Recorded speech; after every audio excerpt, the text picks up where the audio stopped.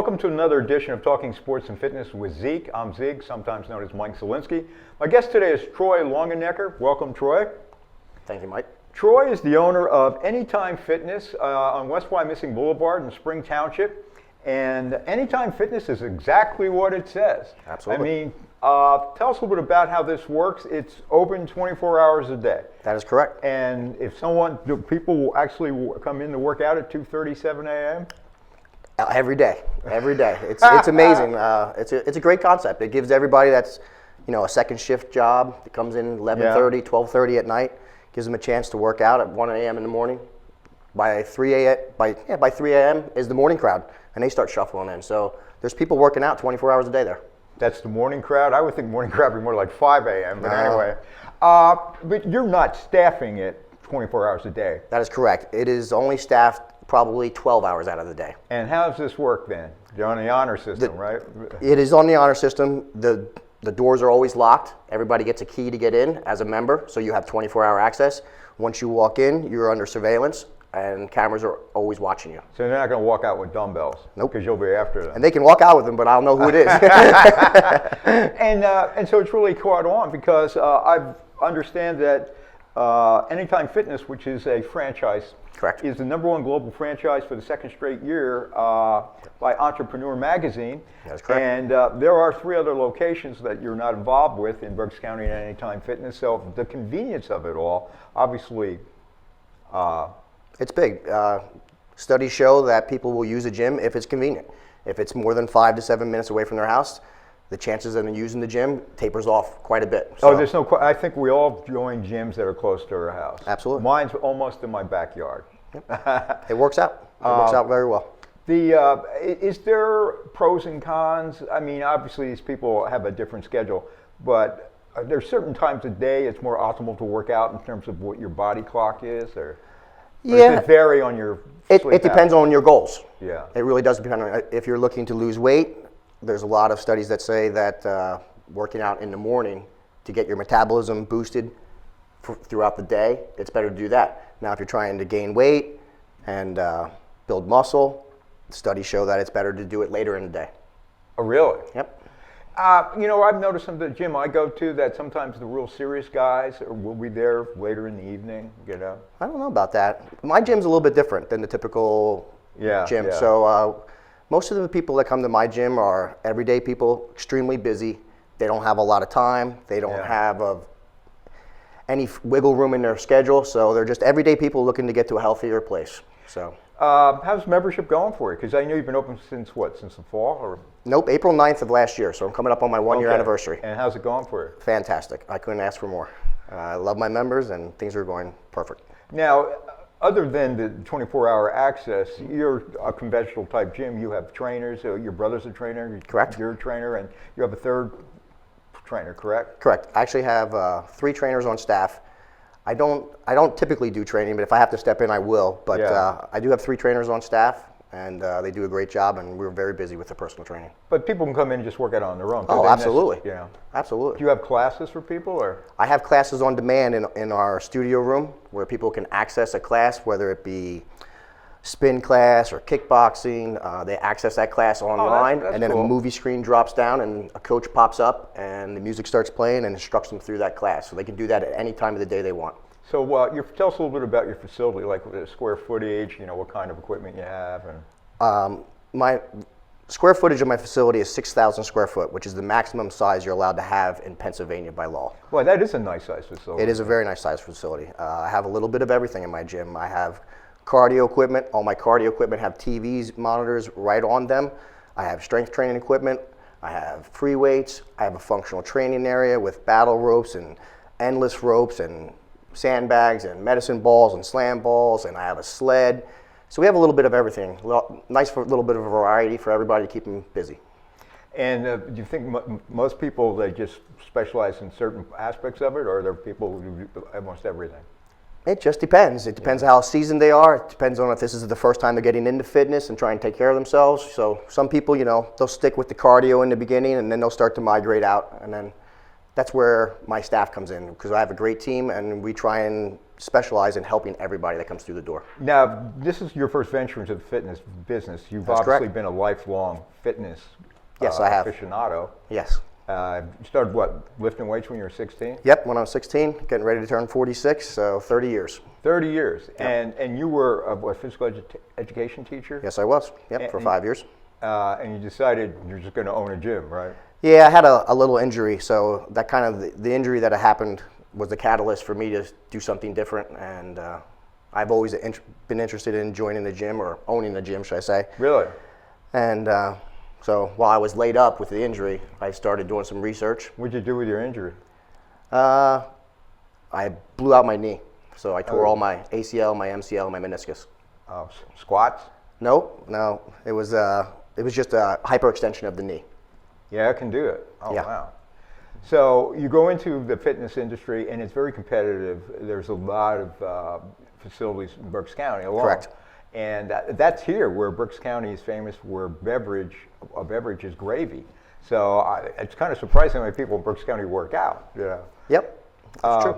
So did that give you pause, knowing it was very competitive, or are you a competitive person by nature? I am a competitive person, Yeah. and I knew about the competition. I was very aware of it. I've been to most of the competition in this area as a member at one point in time in my life. Yeah. So I knew when I opened up my facility, I was looking for a franchise that aligned with my philosophy, and so. Which is beyond just any time, but other things that you were in sync with them, or?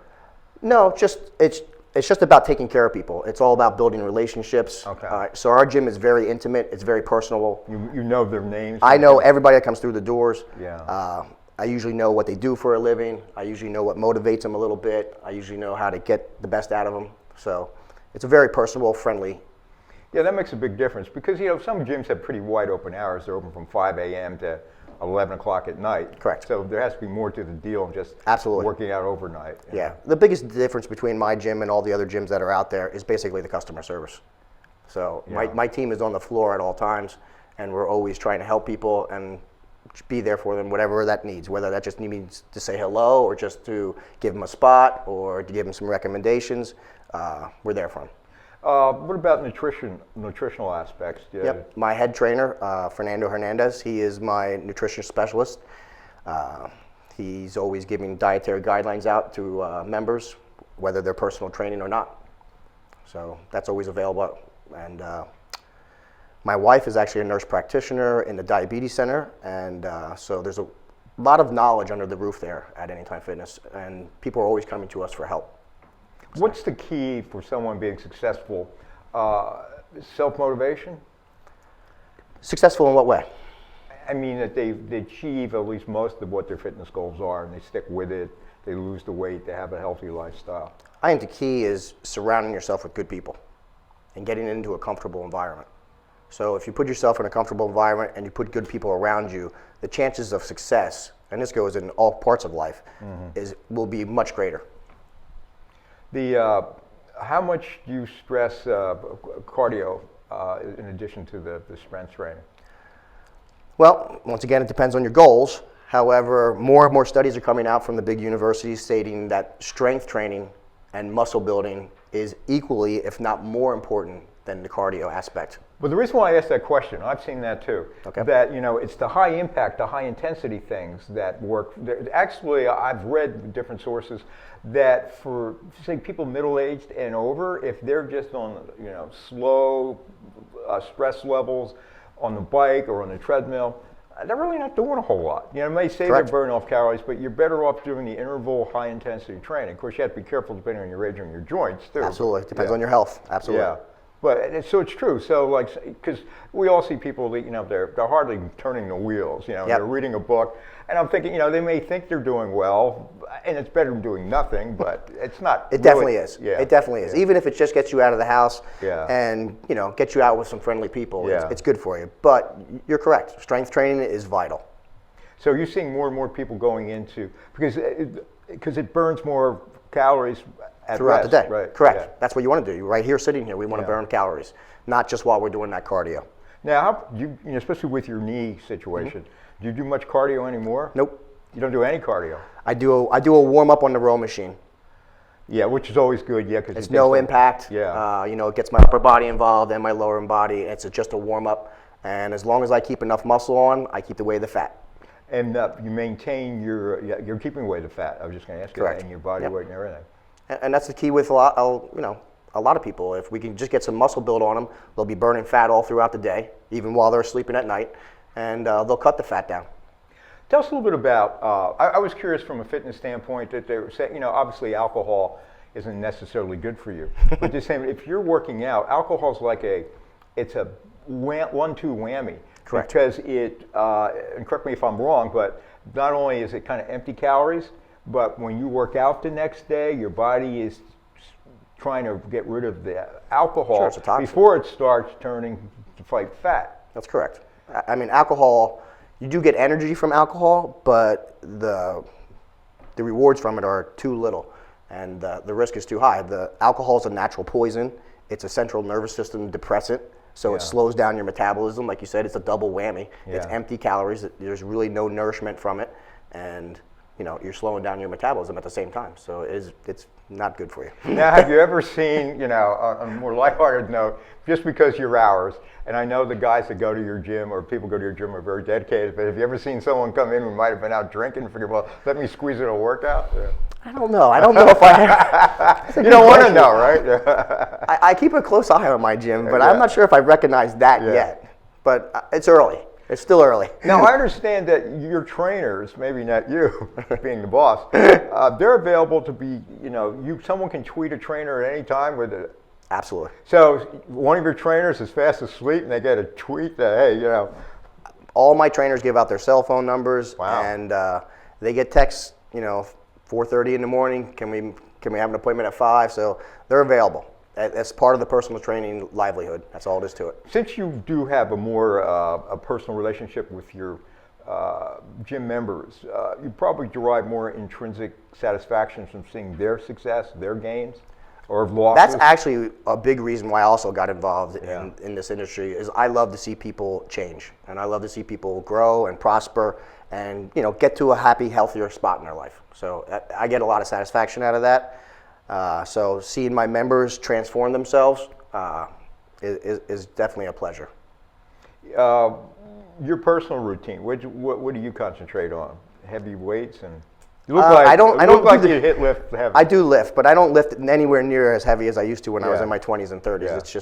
It's counterproductive. So, Yeah. But I do lift. I lift usually 5 days a week.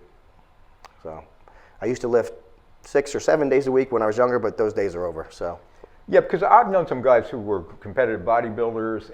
As they get older in life, sometimes they get shoulder issues and things like Absolutely. that. Any long-term lifter, you're going to see some injuries. It's just the nature of the beast. Is it true that people, I've read different things, but, flies on the pec deck, Okay. that it actually, and we all love to do those, but it can cause problems with your labrum? It can. It depends on your body position. Depends on the poundage that you're using. It depends on the range of motion you're going in. It can be a very risky maneuver. It can be. Same thing for leg extensions, if you fully lock up? Correct.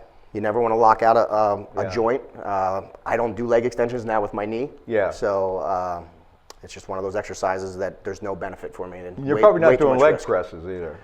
Are you? Not typically. No, not typically. It's astonishing sometimes you see how much weight guys or women put on a leg press. And I'm thinking, man, you reach a point where that's not good.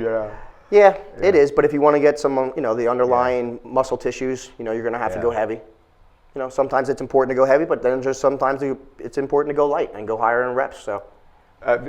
Is it typical where you start with maybe a weight where you're doing 10, 12 reps for a couple sets, and then maybe 6 to 8, and maybe max out with? I agree. I personally like the pyramid up. Yeah, the pyramid. Yeah. And then pyramid down. So I do like the pyramid up.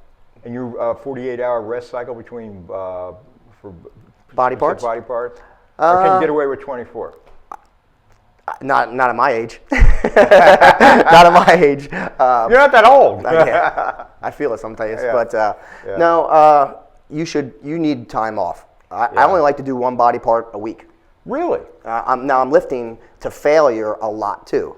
And that makes a big difference. Yeah, it does. Yeah. That makes a big difference. If you, wow, so how many sets would you do per body part that one day? Anywhere from usually 15 to 20. Wow. 15, which is, once again, though, I'm training with a spotter to failure. So it is very damaging, and your muscles need time to heal. Most people don't train to failure, except for the real hardcore people like you. I wouldn't say that. I wouldn't say that. I'm seeing more and more people push themselves and trying to get to a better spot in their life. So I'm very proud of my members in my gym. They work very hard. They Now, really do. if someone, like you said, location's everything, like real estate. If someone wants to contact you and check you out online, or how do they contact you? They can go to anytimefitness.com, look me up, look up the West Lawn facility. It'll take you right to my website, or just drive down. Just drive down. We're monitoring the doors, pretty much from 8 in the morning till 8 at night. So, and I work 7 days a week. So. Well, hey, you enjoy what you do. Yes, I do. All right. Hey, thank you so much. You're welcome. You take care. And for now, this is Zeke saying goodbye. And don't forget to like us on Facebook and subscribe to the People's Chronicles channel on YouTube. Take care. These community stories are made possible in part by BCTV, Susie Ray Design, Queen City Family Restaurant, Lamar Advertising, Heidelberg Family Restaurant, Reading Air, Lions and Hole, Peanut Bar, and Kutztown University.